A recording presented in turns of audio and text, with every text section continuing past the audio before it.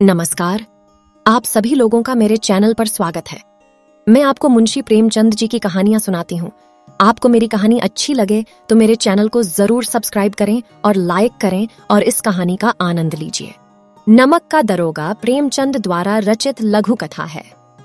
इसमें एक ईमानदार नमक निरीक्षक की कहानी को बताया गया है जिसने कालाबाजारी के विरुद्ध आवाज उठाई।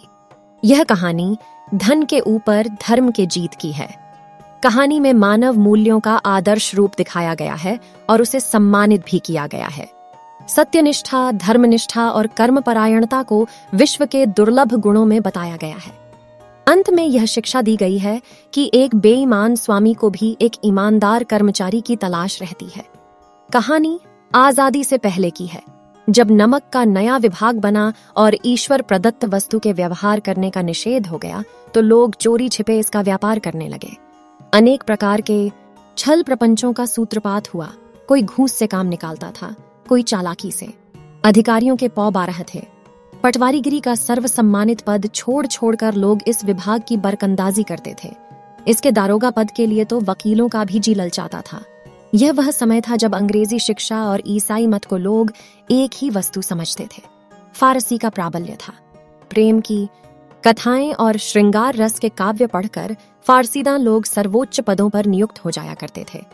मुंशी वंशीधर भी जुलेखा की विरह कथा समाप्त करके सीरी और फरहाद के प्रेम वृत्तांत को, नल और नील की लड़ाई और अमेरिका के आविष्कार से अधिक महत्व की बातें समझते हुए रोजगार की खोज में निकले। उनके पिता एक अनुभवी पुरुष थे। समझाने लगे, बेटा, घर की दुर्दशा देख रहे हो, रण के बोझ से दबे हुए हैं। लड़कियां हैं, वे घास फूस की तरह बढ़ती चली जाती हैं। मैं कगारे पर का वृक्ष हो रहा हूं, न मालूम कब गिर पड़ूं। अब तुम ही घर के मालिक मुख्तार हो। नौकरी में ओहदे की ओर ध्यान मत देना, ये तो पीर का मजार है। निगाह चढ़ावे और चादर पर रखनी चाहिए। ऐसा काम ढूंढना जहां कुछ ऊपरी आय हो। मासिक वेतन तो पूर्णमासी का चांद है जो एक दिन दिखाई देता है और घटते घटते लुप्त हो जाता है। ऊपरी आय बहता हुआ स्रोत है जिससे सदैव प्यास बुझती है। वेतन मनुष्य देता है, इसी से उसमें वृद्धि नहीं होती। ऊपरी आमदनी ईश्वर देता है, इसी से उसकी बरकत होती है। तुम स्वयं विद्वान हो, तुम्हें क्या समझाऊं। इस विषय में विवेक की बड़ी आवश्यकता है। मनुष्य को देखो, उसकी आवश्यकता को देखो और अवसर को देखो। उसके उपरांत जो उचित समझो करो। गरज वाले आदमी के साथ कठोरता करने में लाभ ही लाभ है, लेकिन बेगरज को दांव पर पाना जरा कठिन है। इन बातों को निगाह में बांध लो, यह मेरी जन्म भर की कमाई है। इस उपदेश के बाद पिताजी ने आशीर्वाद दिया। वंशीधर आज्ञाकारी पुत्र थे। ये बातें ध्यान से सुनी और तब घर से चल खड़े हुए।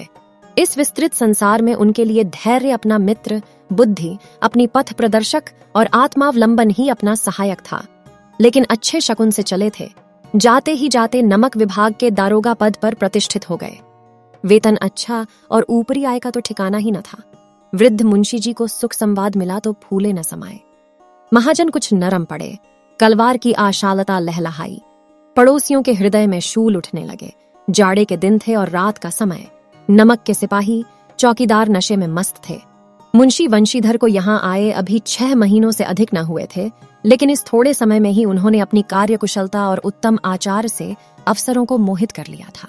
अफसर लोग उन पर बहुत विश्वास करने लगे। नमक के दफ्तर से 1 मील पूर्व की ओर जमुना बहती थी। उस पर नावों का एक पुल बना हुआ था। दारोगा जी किवाड़ बंद किए मीठी नींद सो रहे थे। अचानक आंख खुली तो नदी के प्रवाह की जगह गाड़ियों की गड़गड़ाहट तथा मल्लाहों का कोलाहल सुनाई दिया। उठ बैठे। इतनी रात गए गाड़ियां क्यों नदी के पार जाती हैं? अवश्य कुछ न कुछ गोलमाल है। तर्क ने भ्रम को पुष्ट किया। वर्दी पहनी, तमंचा जेब में रखा और बात की बात में घोड़ा बढ़ाए हुए पुल पर आ पहुंचे। गाड़ियों की एक लंबी कतार पुल के पार जाती देखी। डांट कर पूछा, किसकी गाड़ियां हैं? थोड़ी देर तक सन्नाटा रहा। आदमियों में कुछ कानाफूसी हुई, तब आगे वाले ने कहा, पंडित अलोपीदीन की। कौन पंडित अलोपीदीन? दातागंज के। मुंशी वंशीधर चौंके। पंडित अलोपीदीन इस इलाके के सबसे प्रतिष्ठित जमींदार थे। लाखों रुपए का लेन देन करते थे। इधर छोटे से बड़े कौन ऐसे थे जो उनके ऋणी न हो। व्यापार भी बड़ा लंबा चौड़ा था। बड़े चलते पुर्जे आदमी थे। अंग्रेज अफसर उनके इलाके में शिकार खेलने आते और उनके मेहमान होते। 12 मास सदाव्रत चलता था। मुंशी ने पूछा, गाड़ियां कहाँ जाएंगी? उत्तर मिला, कानपुर। लेकिन इस प्रश्न पर कि इनमें क्या है, सन्नाटा छा गया। दारोगा साहब का संदेह और भी बढ़ा। कुछ देर तक उत्तर की बाट देखकर वह जोर से बोले, क्या तुम सब गूंगे हो गए हो? हम पूछते हैं, इनमें क्या लदा है? जब इस बार भी कोई उत्तर न मिला तो उन्होंने घोड़े को एक गाड़ी से मिलाकर बोरे को टटोला। भ्रम दूर हो गया। यह नमक के डेले थे। पंडित अलोपीदीन अपने सजीले रथ पर सवार, कुछ सोते कुछ जागते चले आते थे। अचानक कई गाड़ीवानों ने घबराए हुए आकर जगाया और बोले, महाराज, दारोगा ने गाड़ियां रोक दी हैं और घाट पर खड़े आपको बुलाते हैं। पंडित अलोपीदीन का लक्ष्मी जी पर अखंड विश्वास था। वह कहा करते थे कि संसार का तो कहना ही क्या, स्वर्ग में भी लक्ष्मी का ही राज्य है। उनका यह कहना यथार्थ ही था। न्याय और नीति सब लक्ष्मी के ही खिलौने हैं, इन्हें वह जैसे चाहती हैं नचाती हैं। लेटे ही लेटे गर्व से बोले, चलो हम आते हैं। यह कहकर पंडित जी ने बड़ी निश्चिंतता से पान के बीड़े लगाकर खाए। फिर लिहाफ ओढ़े हुए दारोगा के पास आकर बोले, बाबूजी आशीर्वाद। कहिए, हमसे ऐसा कौन सा अपराध हुआ कि गाड़ियां रोक दी गईं? हम ब्राह्मणों पर तो आपकी कृपा दृष्टि रहनी चाहिए। वंशीधर रुखाई से बोले, सरकारी हुक्म। पंडित अलोपीदीन ने हंसकर कहा, हम सरकारी हुक्म को नहीं जानते और न सरकार को। हमारे सरकार तो आप ही हैं। हमारा और आपका तो घर का मामला है। हम कभी आपसे बाहर हो सकते हैं। आपने व्यर्थ का कष्ट उठाया। यह हो नहीं सकता कि इधर से जाएं और इस घाट के देवता को भेंट न चढ़ावें। मैं तो आपकी सेवा में स्वयं ही आ रहा था। वंशीधर पर ऐश्वर्य की मोहिनी वंशी का कुछ प्रभाव न पड़ा। ईमानदारी की नई उमंग थी। कड़ढक कर बोले, हम उन नमकहरामों में नहीं हैं जो कौड़ियों पर अपना ईमान बेचते फिरते हैं। आप इस समय हिरासत में हैं। आपको कायदे के अनुसार चालान होगा। बस, मुझे अधिक बातों की फुर्सत नहीं है। जमादार बदलू सिंह, तुम इन्हें हिरासत में ले चलो, मैं हुक्म देता हूं। पंडित अलोपीदीन स्तंभित हो गए। गाड़ीवानों में हलचल मच गई। पंडित जी के जीवन में कदाचित यह पहला ही अवसर था कि पंडित जी को ऐसी कठोर बातें सुननी पड़ी। बदलू सिंह आगे बढ़ा, किंतु रोब के मारे यह साहस न हुआ कि उनका हाथ पकड़ सके। पंडित जी ने धर्म को धन का ऐसा निरादर करते कभी न देखा था। विचार किया कि यह अभी उद्दंड लड़का है, माया मोह के जाल में अभी नहीं पड़ा। अल्हड़ है, झिझकता है। बहुत दीन भाव से बोले, बाबू साहब, ऐसा न कीजिए, हम मिट जाएंगे, इज्जत धूल में मिल जाएगी। हमारा अपमान करने से आपके हाथ क्या आएगा? हम किसी तरह आपसे बाहर थोड़े ही हैं। वंशीधर ने कठोर स्वर में कहा, हम ऐसी बातें नहीं सुनना चाहते। अलोपीदीन ने जिस सहारे को चट्टान समझ रखा था, वह पैरों के नीचे खिसकता हुआ मालूम हुआ।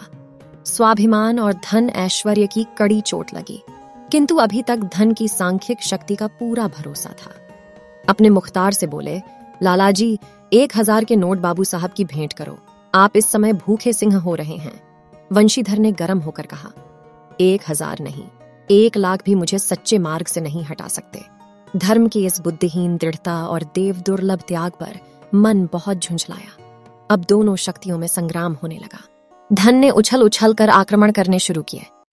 1 से 5, 5 से 10, 10 से 15 और 15 से 20,000 तक नौबत पहुंची, किंतु धर्म अलौकिक वीरता के साथ बहुसंख्यक सेना के सम्मुख अकेला पर्वत की भांति अटल अविचलित खड़ा था।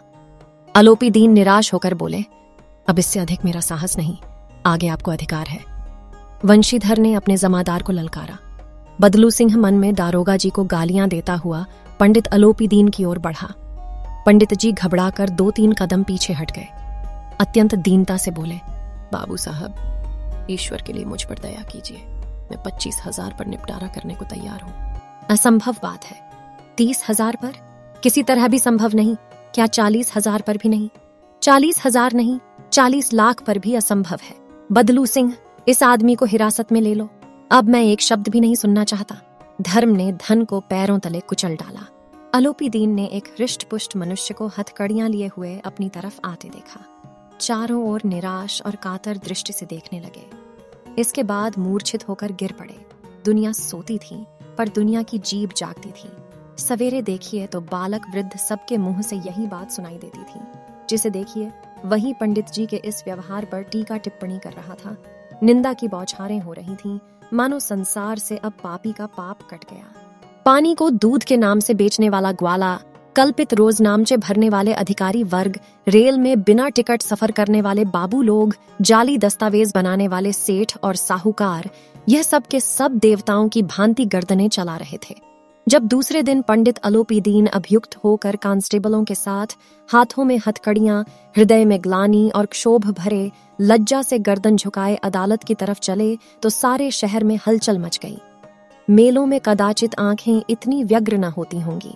भीड़ के मारे छत और दीवार में कोई भेद न रहा, किंतु अदालत में पहुंचने की देर थी। पंडित अलोपीदीन इस अगाध वन के सिंह थे। अधिकारी वर्ग उनके भक्त, अमले उनके सेवक, वकील मुख्तार उनके आज्ञापालक और अर्दली, चपरासी तथा चौकीदार तो उनके बिना मोल के गुलाम थे। उन्हें देखते ही लोग चारों तरफ से दौड़े। सभी लोग विस्मित हो रहे थे। इसलिए नहीं कि अलोपीदीन ने यह कर्म किया, बल्कि इसलिए कि वह कानून के पंजे में कैसे आए। ऐसा मनुष्य जिसके पास असाध्य साधन करने वाला धन और अनन्य वाचालता हो, वह क्यों कानून के पंजे में आए? प्रत्येक मनुष्य उनसे सहानुभूति प्रकट करता था। बड़ी तत्परता से इस आक्रमण को रोकने के निमित्त वकीलों की एक सेना तैयार की गई। न्याय के मैदान में धर्म और धन में युद्ध ठन गया। वंशीधर चुपचाप खड़े थे। उनके पास सत्य के सिवा न कोई बल था, न स्पष्ट भाषण के अतिरिक्त कोई शस्त्र। गवाह थे, किंतु लोभ से डांवाडोल। यहां तक कि मुंशी जी को न्याय भी अपनी ओर कुछ खींचा हुआ दीख पड़ता था। वह न्याय का दरबार था, परंतु उसके कर्मचारियों पर पक्षपात का नशा छाया हुआ था। किंतु पक्षपात और न्याय का क्या मेल? जहां पक्षपात हो वहां न्याय की कल्पना नहीं की जा सकती। मुकदमा शीघ्र ही समाप्त हो गया। डिप्टी मजिस्ट्रेट ने अपनी तजवीज में लिखा, पंडित अलोपीदीन के विरुद्ध दिए गए प्रमाण निर्मूल और भ्रमात्मक हैं। वह एक बड़े भारी आदमी हैं। यह बात कल्पना के बाहर है कि उन्होंने थोड़े लाभ के लिए ऐसा दुस्साहस किया हो। यद्यपि नमक के दरोगा मुंशी वंशीधर का अधिक दोष नहीं है, लेकिन यह बड़े खेद की बात है कि उसकी उद्दंडता और विचारहीनता के कारण एक भले मानुस को कष्ट झेलना पड़ा। हम प्रसन्न हैं कि वह अपने काम में सजग और सचेत रहता है, किंतु नमक के मुकदमे की बढ़ी हुई नमक से हलाली ने उसके विवेक और बुद्धि को भ्रष्ट कर दिया। भविष्य में उसे होशियार रहना चाहिए। वकीलों ने यह नमक का दारोगा सुना और उछल पड़े।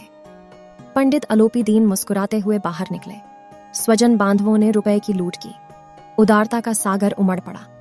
उसकी लहरों ने अदालत की नींव तक हिला दी। जब वंशीधर बाहर निकले तो चारों ओर उनके ऊपर व्यंग्य बाणों की वर्षा होने लगी। चपरासियों ने झुक झुक कर सलाम किए, किंतु इस समय एक कटु वाक्य, एक एक संकेत उनकी गर्वाग्नि को प्रज्वलित कर रहा था। कदाचित इस मुकदमे में सफल होकर वह इस तरह अकड़ते हुए न चलते। आज उन्हें संसार का एक खेदजनक विचित्र अनुभव हुआ। न्याय और विद्वत्ता, लंबी चौड़ी उपाधियां, बड़ी बड़ी दाढ़ियां, ढीले चौगे एक भी सच्चे आदर का पात्र नहीं है। नहीं स्वीकार की थी, किंतु आज स्वीकार करनी पड़ेगी। वंशीधर बोले, मैं किस योग्य हूं, किंतु जो कुछ सेवा मुझसे हो सकती है उसमें त्रुटि न होगी। अलोपीदीन ने एक स्टैंप लगा हुआ पत्र निकाला और उसे वंशीधर के सामने रखकर बोले, इस पद को स्वीकार कीजिए और अपने हस्ताक्षर कर दीजिए। मैं ब्राह्मण हूं, जब तक यह सवाल पूरा न कीजिएगा द्वार से न हटूंगा। मुंशी वंशीधर ने उस कागज को पढ़ा तो कृतज्ञता से आंखों में आंसू भर आए। पंडित अलोपीदीन ने उनको अपनी सारी जायदाद का स्थायी मैनेजर नियत किया था। 6,000 वार्षिक वेतन के अतिरिक्त रोजाना खर्च अलग, सवारी के लिए घोड़ा, रहने को बंगला, नौकर चाकर मुफ्त। कंपित स्वर में बोले, पंडित जी, मुझ में इतनी सामर्थ्य नहीं है कि आपकी उदारता की प्रशंसा कर सकूं, किंतु ऐसे उच्च पद के योग्य नहीं हूं। अलोपीदीन हंसकर बोले, मुझे इस समय एक अयोग्य मनुष्य की ही जरूरत है। वंशीधर ने गंभीर भाव से कहा, यूं मैं आपका दास हूं। आप जैसे कीर्तिवान सज्जन पुरुष की सेवा करना मेरे लिए सौभाग्य की बात है, किंतु मुझ में न विद्या है, न बुद्धि, न वह स्वभाव जो इन त्रुटियों की पूर्ति कर देता है। ऐसे महान कार्य के लिए एक बड़े मर्मज्ञ अनुभवी मनुष्य की जरूरत है। अलोपीदीन ने कलमदान से कलम निकाली और उसे वंशीधर के हाथ में देकर बोले, न मुझे विद्वत्ता की चाह है, न अनुभव की, न मर्मज्ञता की, न कार्य कुशलता की। इन गुणों के महत्व को खूब पा चुका हूं। अब सौभाग्य और सुअवसर ने मुझे वह मोती दे दिया जिसके सामने योग्यता और विद्वत्ता की चमक फीकी पड़ जाती है। यह कलम लीजिए, अधिक सोच विचार न कीजिए, दस्तखत कर दीजिए। परमात्मा से यही प्रार्थना है कि वह आपको सदैव वही नदी के किनारे वाला बेमुरौवत, उद्दंड, कठोर परंतु धर्मनिष्ठ दारोगा बनाए रखे। वंशीधर की आंखें डबडबा आईं। हृदय के संकुचित पात्र में इतना एहसान न समा सका। एक बार फिर पंडित जी की ओर भक्ति और श्रद्धा की दृष्टि से देखा और कांपते हुए हाथ से मैनेजरी के कागज पर हस्ताक्षर कर दिए। अलोपीदीन ने प्रफुल्लित होकर उन्हें गले लगा लिया। यह कहानी हमें कर्मों के फल के महत्व के बारे में समझाती है। यह कहानी अधर्म पर धर्म और असत्य पर सत्य की जीत को दर्शाती है। भले ही इंसान खुद कितना भी बुरा काम क्यों न कर ले, लेकिन उसे भी अच्छाई पसंद आती है। अच्छी लगी तो वीडियो पर लाइक कर दीजिए।